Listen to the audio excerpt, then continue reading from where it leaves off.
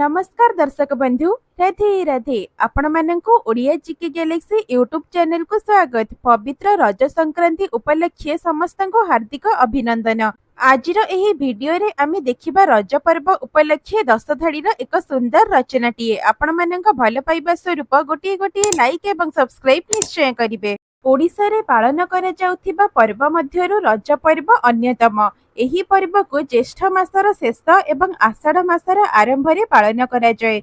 एही पर्व को 3 दिन धरी पालन करा जाए। प्रथम दिनटी को पहिली रज, द्वितीय दिनटी को रज संक्रांति और तृतीय दिनटी को भूमि दहन कुहा जाए।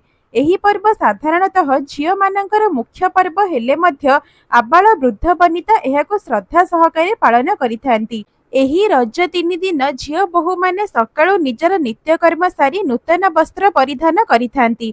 चंदन टीका, पादरे अलता, चक्षुरे कजल, मुंडरे टिकिली बा सिंदूर टोपा सेमानंकर सौंदर्य बढ़ाई थाए।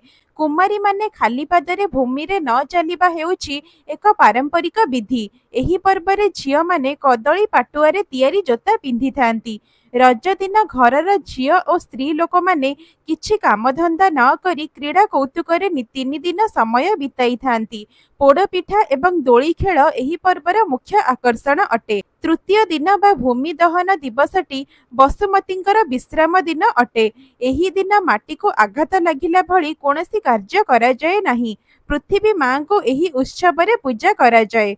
एही पर्व ओडिशा रे सामूहिक भाव पालन करा जाउथिबारु एहाकु ओडिशार जातीय पर्व कहिले भूल हेब नाही।